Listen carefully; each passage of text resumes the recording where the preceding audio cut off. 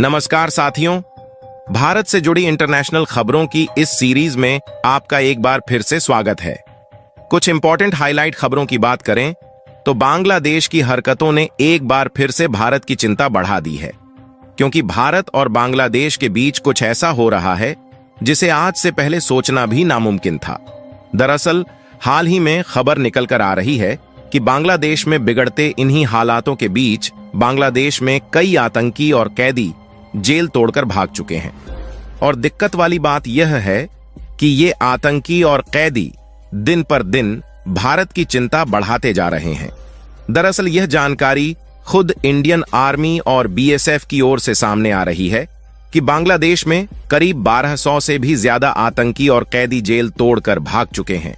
और इसमें ज्यादातर कैदी ऐसे शामिल थे जिन्हें भारत ने पिछले कई सालों में बड़ी मुश्किल से गिरफ्तार करके बांग्लादेश की जेल में बंद कराया था। यानी कि भारत की कई दशकों की मेहनत बांग्लादेश की कुछ गलतियों ने मिट्टी में मिला दिया है। और आपको बता दें कि भले ही भारत ने बांग्लादेश के बॉर्डर को पूरी तरह से सील कर दिया है, लेकिन इन सब हाई अलर्ट के बीच में बीएसएफ ने हमारे लिए यह चिंता बताई है कि यह आतंकी भारत में किसी न किसी तरीके से घुस सकते हैं। और इसके अलावा खबर निकल कर आ रही है कि भारत की जो कंपनियां बांग्लादेश में एस्टैब्लिश्ड है, उन पर संकट के बादल मंडराना फिर से शुरू हो चुके हैं,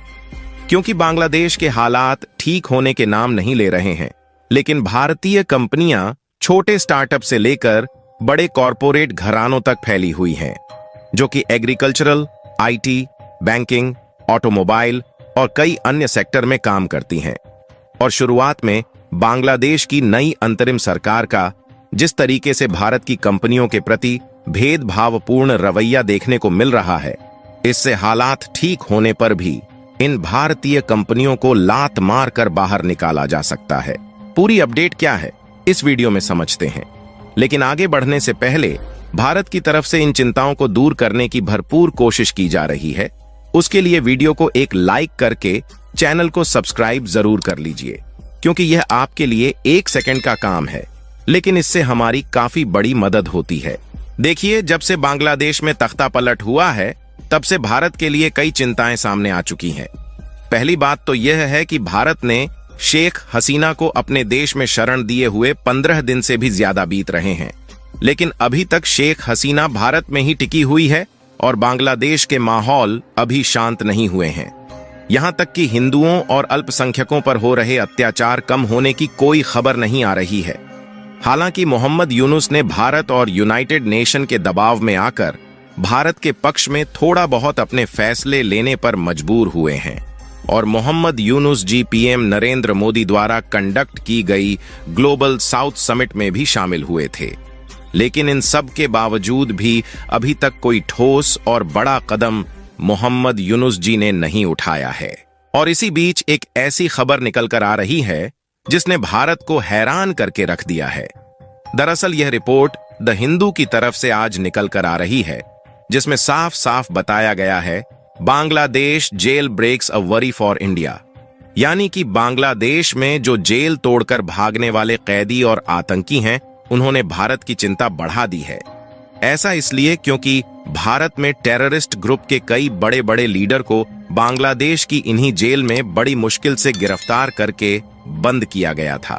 और भारत के लिए केवल यही एक चिंता बढ़ाने वाली बात नहीं है, बल्कि इसके अलावा आज यह खबर निकल कर आ रही है कि बांग्लादेश में जो भारत की कंपनियां हैं और उन्होंने अपनी पूंजी लगाई है, वह कंपनियां अब बड़े खतरे में जा चुकी हैं,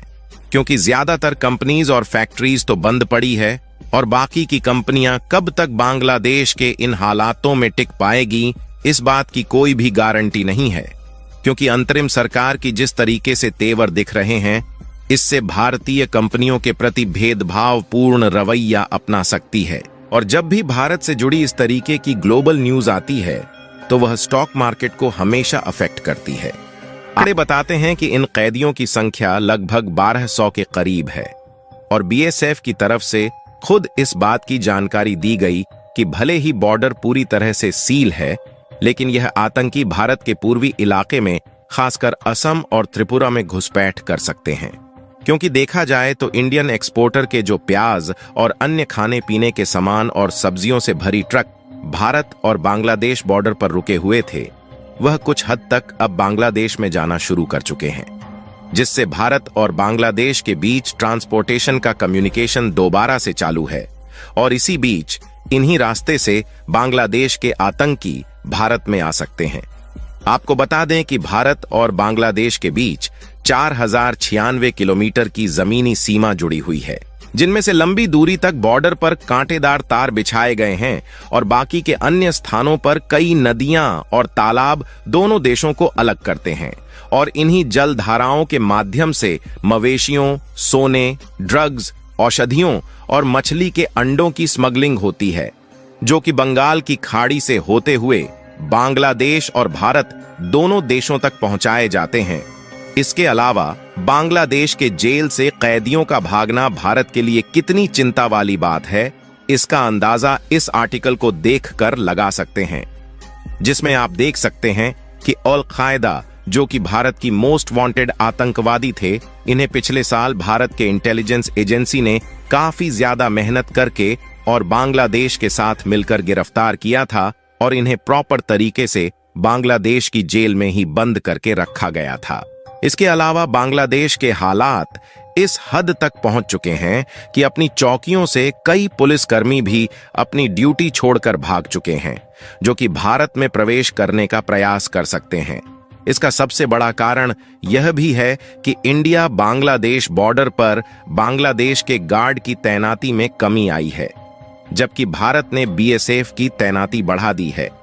भारत की बीएसएफ को यह भी संदेह है कि जेलों से भागे अपराधी और आतंकवादी भारत में अपने हथियारों के भंडार को बेचने की कोशिश कर सकते हैं,